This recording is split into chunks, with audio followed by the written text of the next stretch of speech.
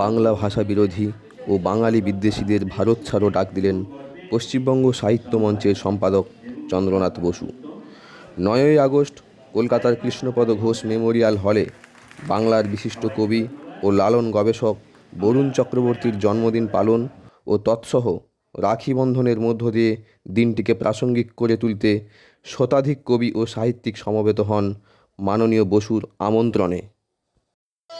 কথায়, কবিতায় ও গানে গানে সম্প্রীতি ও ভ্রাতৃত্ববোধের বন্ধনকে অটুট রাখার আহ্বান জানানোর সাথে সাথে বাংলা ভাষা ও বাঙালি বিদ্বেষীদের বিরুদ্ধে প্রতিবাদের তরবারিকে শানিত করা হয় এই মঞ্চ থেকে।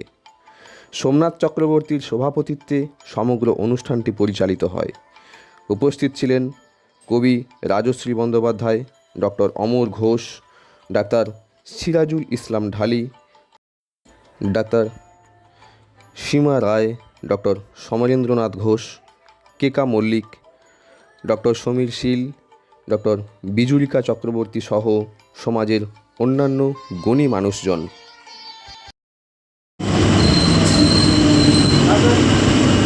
আজ পশ্চিমবঙ্গ সাহিত্য মঞ্চের উদ্যোগে রাখি বন্ধন উৎসব পালন হলো। রাখিতে রাখি বেঁধে উৎসবের সূচনা হয়। এই উৎসবে আমাদের মূল বক্তব্য যে আজকে 9ই আগস্ট ভারত ছাড়ো আন্দোলনের দিন। আজকে যারা বাংলা ভাষা এবং বাংলা ভাষীদের অপমান এবং লাঞ্ছনা করছে তাদেরকে ভারত ছাড়োর ডাক দেওয়া হলো। বাংলা ভাষা ও বাংলা বিরোধীদের বাংলায় কোনো স্থান নেই, এটাই আমাদের আজকে মূল আবেদন।